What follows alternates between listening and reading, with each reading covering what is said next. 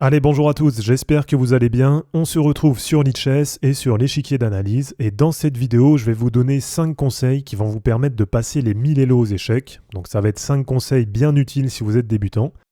Et on commence tout de suite avec le premier conseil.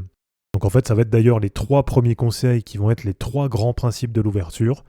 Donc premier conseil pour passer les 1000 Elo, commencez par prendre le centre. Donc très rapidement, prenez le centre. Donc l'adversaire va répondre bien souvent comme ça. Derrière, pensez à développer les pièces. Donc là, c'est le deuxième grand principe de l'ouverture. Donc premièrement, je prends le centre. Deuxièmement, je développe les pièces. Allez, on va continuer à développer des pièces. Voilà, donc des deux côtés, ça joue à peu près pareil. On pense à sortir aussi le fou, ça c'est important. Alors on va dire que l'adversaire met son fou ici. Et du coup, on est déjà au troisième conseil, qui va être de mettre le roi à l'abri. Donc pensez vraiment assez rapidement à mettre le roi à l'abri. Ça c'est vraiment super important, notamment quand on débute. Et allez, on va dire que l'adversaire il joue bien, il fait la même chose. Et du coup, on est déjà au quatrième conseil. Donc si vous voulez passer les 1000 Elo, je vous recommande vraiment de bien prendre en compte la valeur des pièces quand vous faites un échange. Donc vous savez que toutes les pièces n'ont pas la même valeur. Un pion, ça vaut 1 point. Le cavalier et le fou, ça vaut 3 points. La tour, ça vaut 5 points. Une dame, ça vaut 9 points. Et le roi, bien sûr, si vous le perdez, c'est échec et mat. Donc le roi, il a une valeur qui est carrément inestimable. Mais en tout cas, si vous voulez vraiment passer les 1000 Elo, n'allez pas faire des échanges dans lesquels vous allez être perdant. Donc n'allez pas prendre par exemple un pion avec un cavalier.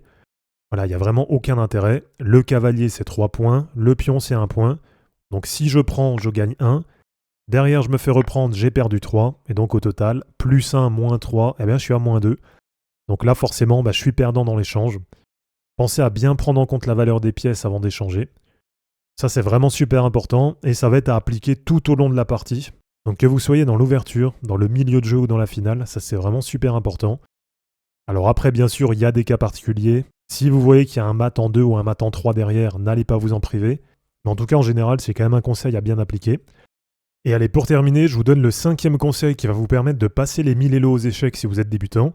Et ce conseil, vous allez l'appliquer pendant les finales. Et ça va être tout simplement d'activer le roi. Donc ne pensez pas que parce que votre roi est dans un angle, il est bien protégé. En fait, quand vous arrivez en finale, c'est tout le contraire. Là, ce qu'il faut faire, c'est vraiment d'activer le roi. Donc pensez à sortir votre roi, pensez à pas juste faire avancer les pièces. Donc le roi en finale, c'est vraiment une pièce qui est super importante. Et c'est une pièce qui contrôle beaucoup de cases, puisque vous savez qu'on ne peut pas avoir 2 rois côte à côte. Donc si par exemple j'ai envie d'aller pousser mon pion jusqu'au bout, regardez, le fait d'avoir activé mon roi, donc le fait de ne pas l'avoir laissé dans un angle, ça fait que maintenant il contrôle beaucoup de cases. Donc là, tout simplement, l'adversaire qui est en noir, regardez, il a que ces cases-là qui sont disponibles. Donc il va vraiment être obligé de me contourner. Et moi, ça va me laisser le temps d'aller pousser tranquillement et d'aller pouvoir changer un pion pour récupérer une dame. Donc pensez à bien activer votre roi et pensez à bien le monter vers le centre pour jouer les finales. Et derrière, ça vous permet de pousser et d'aller convertir un pion en dame.